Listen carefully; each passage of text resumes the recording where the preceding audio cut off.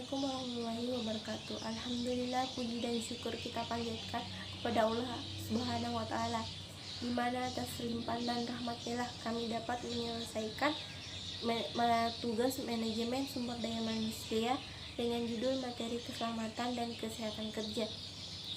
Kami ucapkan terima kasih kepada Ibu Arnianti Finas, SPSI, NM, dan teman-teman sekalian.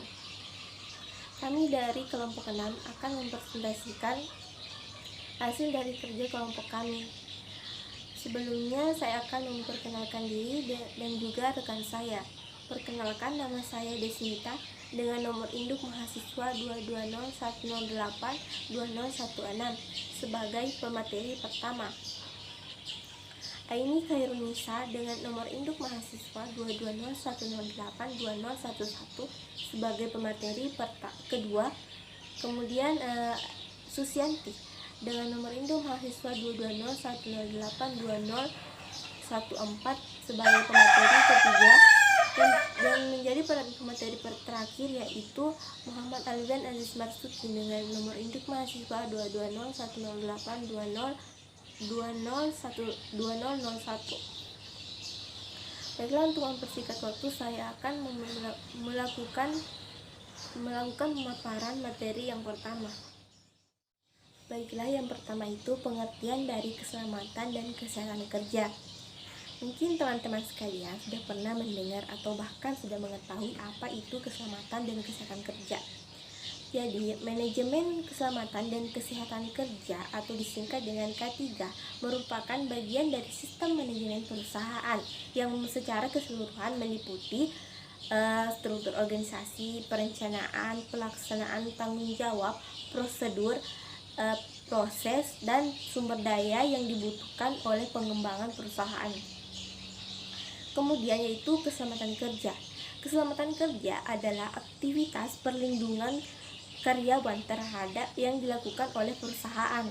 Artinya di mana perusahaan melakukan pengawasan kepada karyawan mereka pada saat melakukan aktivitas pekerjaan untuk menghindari adanya kesalahan yang dapat menimbulkan kecelakaan kerja pada saat melakukan pekerjaan. Penyebab kecelakaan kerja. Michael Armstrong yang dikutip Arif Yusuf Hamali mengelompokkan penyebab kecelakaan kerja yang terdiri dari 1. Faktor sistem kerja, dan kedua faktor manusia. 1. Faktor sistem kerja. Faktor-faktor yang menyebabkan kecelakaan dalam sistem kerja diantaranya 1. Pembuatan mesin yang tidak aman, pabrik dan proses kerja. Dan kedua, tata letak yang tidak baik. Ketiga, mesin-mesin yang tidak mempunyai pengaman atau tidak sempurna. Dan keempat, adanya kerusakan pabrik. Dan faktor kedua yaitu faktor manusia. Faktor-faktor manusia yang menyebabkan kecelakaan kerja diantaranya menggunakan peralatan yang tidak aman. Yang kedua, pemuatan dan penempatan barang-barang bagian mesin yang tidak aman. Dan ketiga, menjalankan mesin tanpa adanya pengetahuan yang jelas. Dan keempat, menjalankan mesin dengan kecepatan yang membahayakan. Faktor-faktor tersebut mungkin muncul dikarenakan adanya orang yang ceroboh, malas, dan mungkin kurang pengetahuan yang buruk.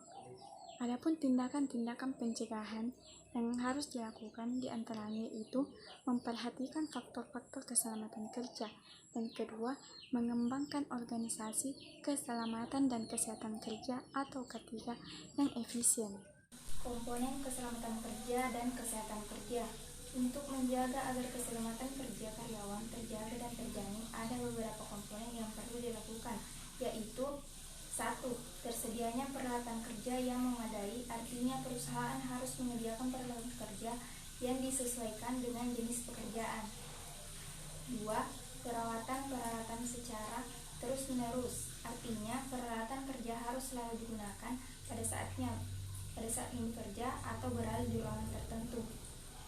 Kepatuhan karyawan, artinya setiap karyawan harus terlibat baik langsung maupun tidak langsung dengan pekerjaan atau di sekitar lokasi kerja, wajib mematuhi aturan tentang keselamatan kerja yang telah ditentukan.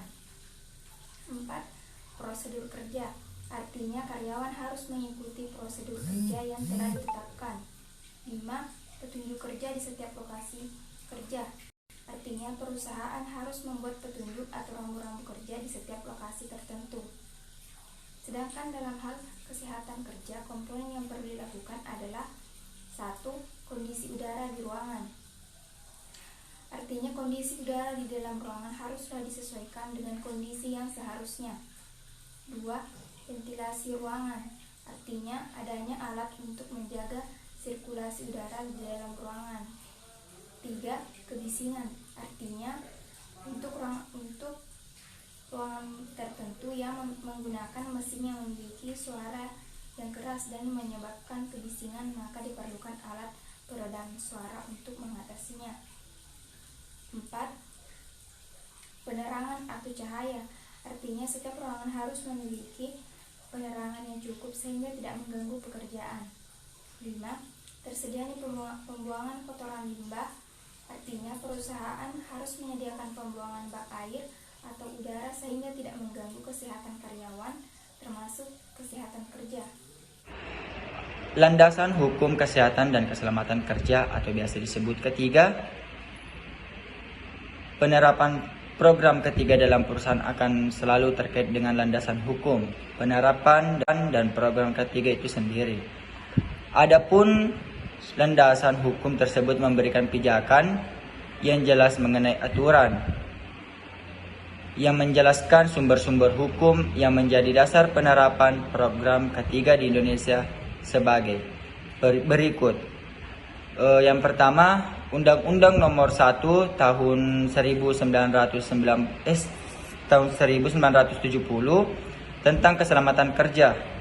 Kedua, Undang-Undang Nomor 3 tahun 1992 tentang jaminan sosial tenaga kerja. Ketiga, Peraturan Pemerintah Nomor 17 tahun 1993 tentang penyelenggaraan program jaminan sosial tenaga kerja. Keempat, Keputusan Presiden Nomor 22 tahun 1993 tentang penyakit yang ditimbul karena hubungan kerja. Dan kelima, Peraturan Menteri Tenaga Kerja Nomor per 05/Men/1993 tentang petunjuk teknis pendaftaran, kepesertaan pembayaran iuran pembayaran santunan dan pelayanan jaminan sosial tenaga kerja. Baiklah, itulah tadi presentasi dari kelompok kami. Lebih dan kurangnya mohon dimaafkan. Wabillahi taufiq wal hidayah. Wassalamualaikum warahmatullahi wabarakatuh.